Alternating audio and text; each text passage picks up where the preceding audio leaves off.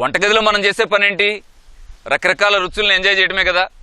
ఈ రుచుల్లో ఆరోగ్యాన్ని ఇచ్చేటువంటి రుచికరమైన వంటకం ఏది ఉంది అని అడిగితే మిగతా వాటితో పోల్చి నేను సూటిగా చెప్పగలిగేది ఏంటంటే, వంటలతో పోల్చి పచ్చళ్ళు అత్యంత ఆరోగ్యకరమైనవి. దృష్టిలో పెట్టుకోండి.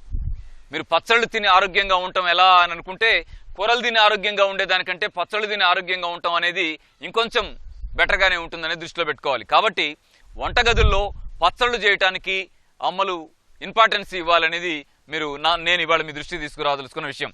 పచ్చళ్ళు అనగానే మీకు తెలుసు ఎన్ని చేస్తారో.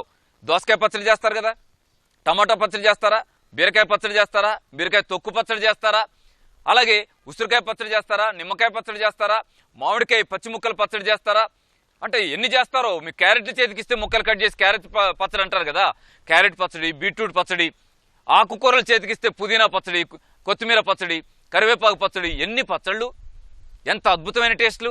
కాబట్టి మనం హాయిగా తింటూ ఆరోగ్యంగా ఉండాలంటే బాగా ఉపయోగపడే ఆహార పదార్థాల్లో ఒకటి పచ్చడి. అయితే పచ్చళ్ళలో పొరపాటు చేయొద్దు. ఏం చేయొద్దు అంటే, ఈ మధ్య కాలంలో మనల్ని ఆ టేస్ట్ తగ్గిస్తున్నారు. అన్ని మిక్సీలో వేయడము, మెత్తగా గుజ్జులాగా చేసేస్తున్నారు. అది టేస్ట్ అనిపించడం లేదు. ఆ దోసకాయ ముక్కల పచ్చడి టేస్ట్ గా ఉండాలంటే గుజ్జుంటే ఉండాల్సిందే గానీ ఆ ముక్క కరకరలు ఆడుతూ ఉంటేనే అద్భుతంగా ఉంటుంది. దొండకాయ ముక్కలు తగులుతూ ఉంటే, క్యారెట్ ముక్కలు తగులుతూ ఉంటే, మీకు ఏమంటాం దీన్ని, కాలీఫ్లవర్ తో పచ్చడి చేస్తారు, ఆ ముక్క కరకరలాడుతూ ఉంటే.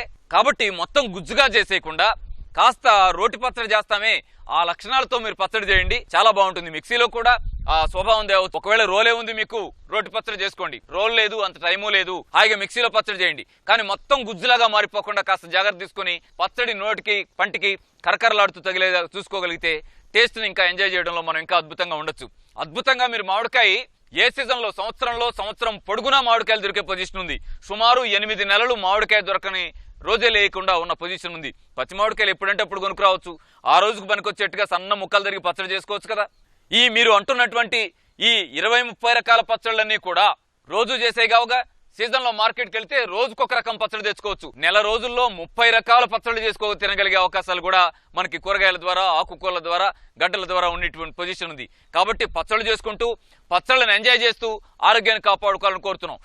ఆహార పదార్థాల్లో ఉండేటువంటి మైక్రో న్యూట్రియంట్స్ ని, vitamins, minerals, enzymes, dietary fibre నష్టపోకుండా తినగలిగేటువంటి వంటకం ఏది అని అంటే దాంట్లో నెంబర్ 1 పచ్చడి.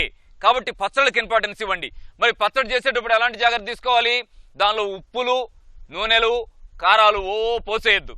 పోసేస్తే మళ్ళీ ఏమవుతుందంటే కొంచెం పచ్చడి కలుపుకుంటే అన్నమంతా కలిసిందిలాగా వస్తుంది. అట్లా కాదు, చాలా ఎక్కువ తినగలగాలి. అంటే ఉప్పు, నూనె, కారం బాగా తక్కువ ఉండాలి. హాయిగా మీరు ఉదాహరణకి ఒక రొట్టెలో నంచుకుంటారనుకోండి, అన్నంలో కలుపుకుంటారండి, కూర కంటే ఎక్కువే కలుపుకోగలిగేట్టుగా ఉండాలి. అలా ఉండాలంటే మీరు ఈ ఉప్పు, నూనె, కారాలు బాగా తగ్గించి పచ్చడి చేయాలని దృష్టిలో పెట్టుకోండి. ఏ రోజు పచ్చడి ఆ రోజే చేసేసి నిలవబెట్టి ఫ్రిడ్జ్ లో పెట్టేయద్దు.